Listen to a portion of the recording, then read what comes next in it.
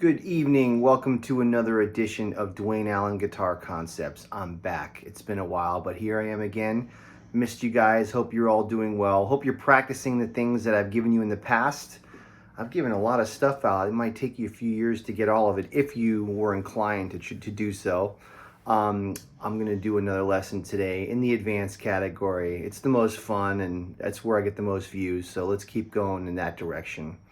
So we're going to do a lesson that is in an area that I call augmentation. Okay, now I did this in a video a while ago where I did like one of my earlier videos. I did an introduction on how to learn a standard, and I think I used the tune Autumn Leaves, and I showed you how you could do the song using tonal centers and then using augmentation. So I'm going to do that again. But this time I'm going to do that with another song called All the Things You Are. This is probably one of the most popular jazz standards of all time and one of the greatest songs ever written. So it's a good tune to do this with.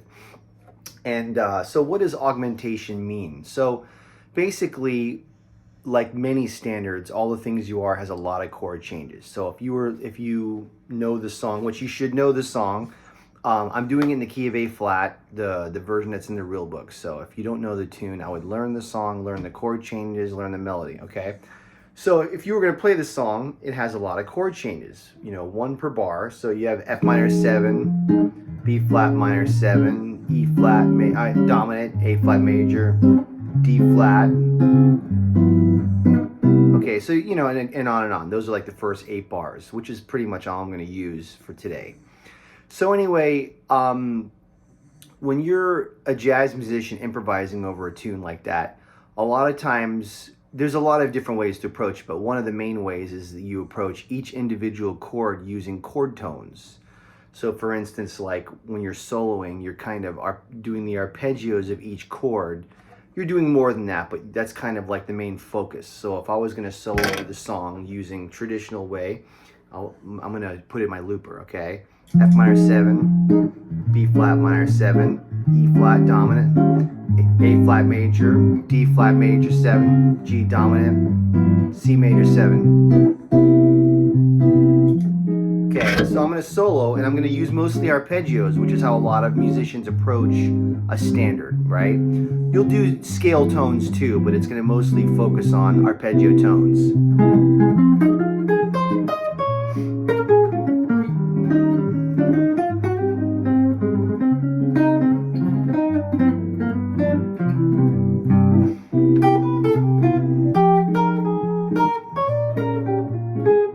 So I screwed that last part up, but you get the idea. The first part, I was playing mostly arpeggios of the chords, and you could really hear the chord. You can really hear the chord changes, and the lines that I was playing outline the chord changes pretty clearly because I was doing the chord tones. Now, the chords are switching quickly, so most, younger, less experienced jazz, students who are learning how to improvise, it's challenging when the chords keep changing like that. So what I have devised is this thing that I call augmentation.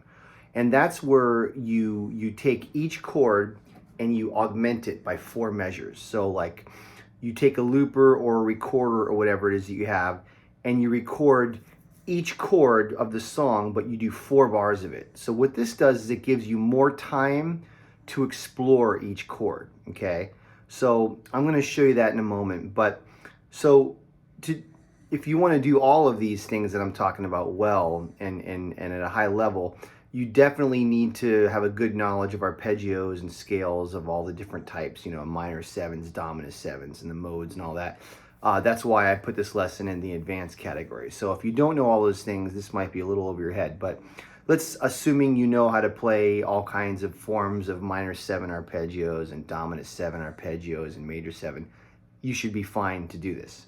So I'm going to record 4 bars of each chord, and then I'm going to solo over that using this augmentation concept. I'm not going to do the whole song. I'm just going to do the first 8 bars, because if I do the whole song like this, it's going to take a long time.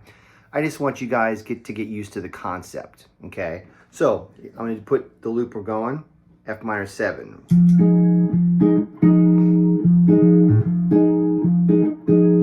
B flat minor 7, 4 bars.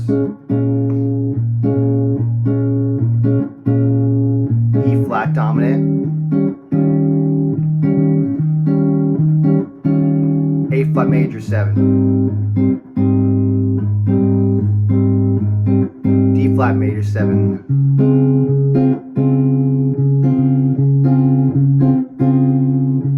G dominant,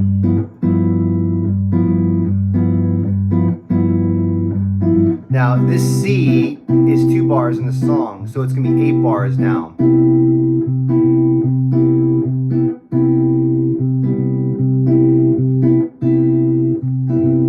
Okay, I'm going to solo using a lot of chord tones.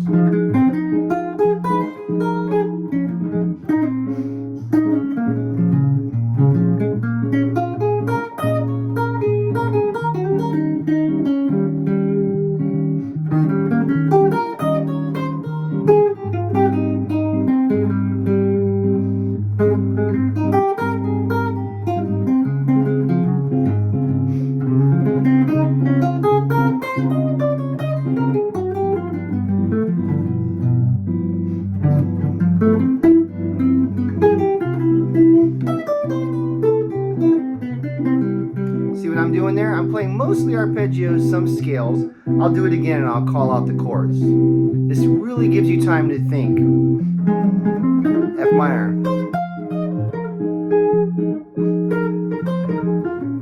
B flat.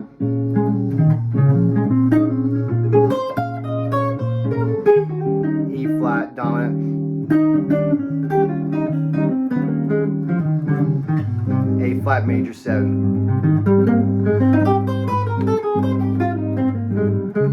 D flat major 7. G dominant.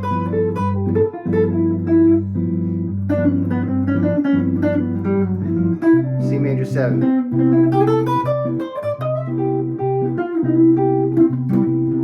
See what I'm doing there? So it really gives you time to think and you know, get ready for the next chord change. The chords don't keep coming at you really quickly. It just gives you time to hear each one and be familiar with it.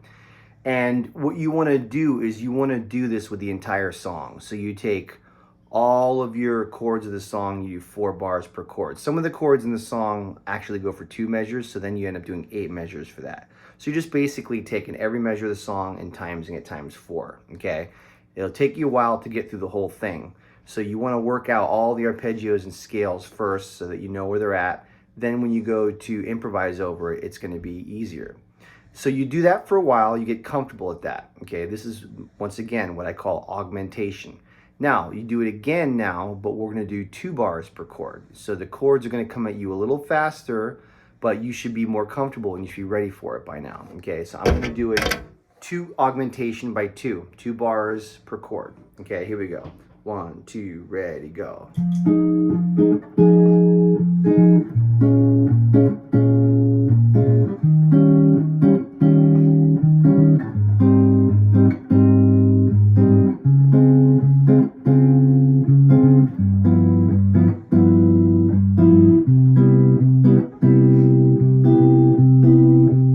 Okay, here we go. F minor 7, B flat, E flat, A flat, D flat, G. It's coming faster now. It's a little bit more challenging, but you just have to work on it. F.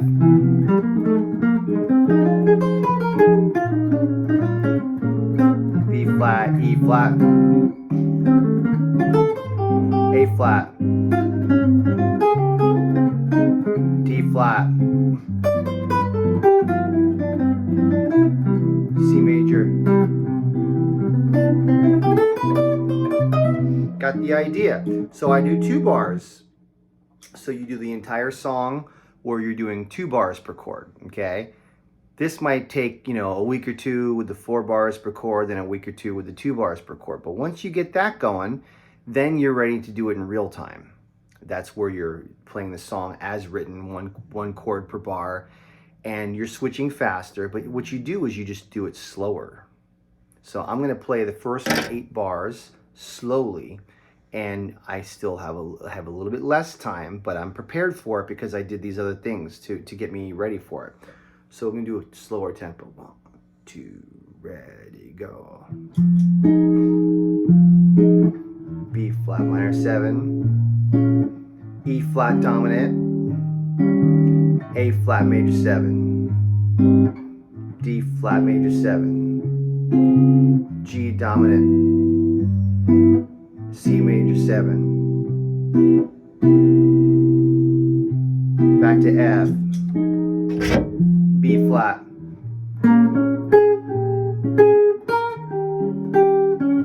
E flat dominant, A flat, D flat.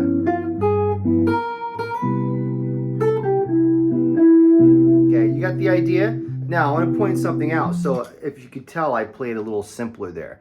This is the key.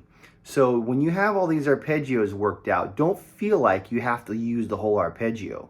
Once you get into real time, because the chords are coming quicker, play less, play simpler, leave more space.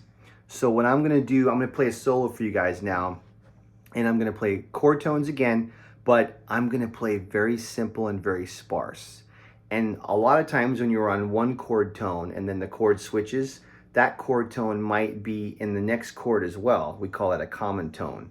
If that happens, you can stay on the same chord tone, okay? For instance, like F minor 7 has an A flat in there, and it also has an F, right? In a B flat minor 7 also has F and A flat. So technically you could stay on those two notes as the chords are switching, okay? So don't feel you have to play a bunch of stuff. When I was playing with the augmentation, I was playing a little busier because I had time. But now the chords are coming faster, so now you might need to play simple. And number one, always groove and always be musical. So check this out.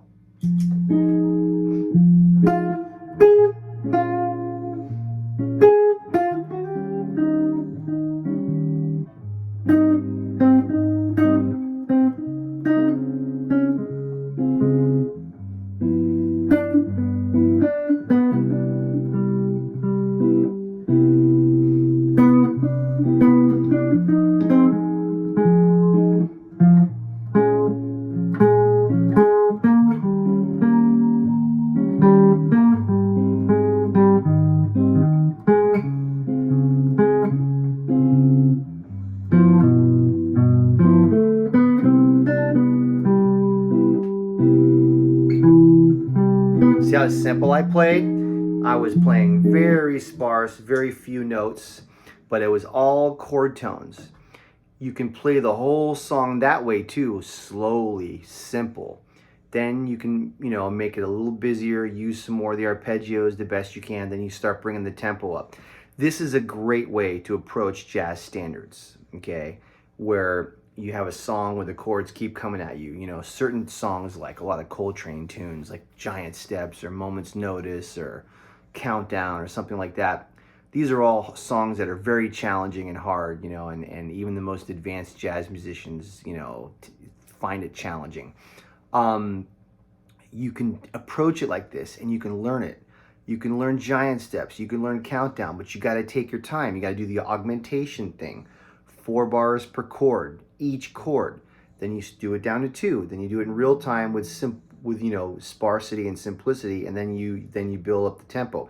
If you approach any tune like that, you can play any tune and you can learn it and become really, competent at it and flowing. It's a great way to approach tunes, and it's how I teach my students how to approach tunes. You could do this with any tune. I only use the first 8 bars of All the Things You Are, but you could do any song you want. This is if you want to play chord changes.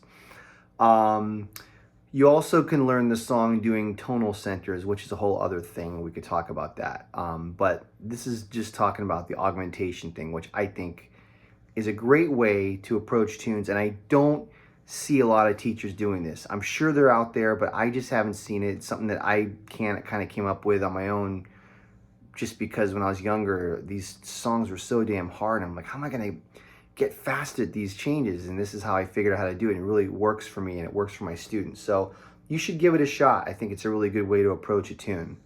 Missed you guys. If you enjoyed the video, please tell your friends, share it. I'm still trying to bring up my subscribers. Hit like, hit the subscribe button. Check out my older videos. I have a lot of stuff out there. Check them out. There's some cool concepts in there, and I'm always available for private lessons. A couple of you have hit me up.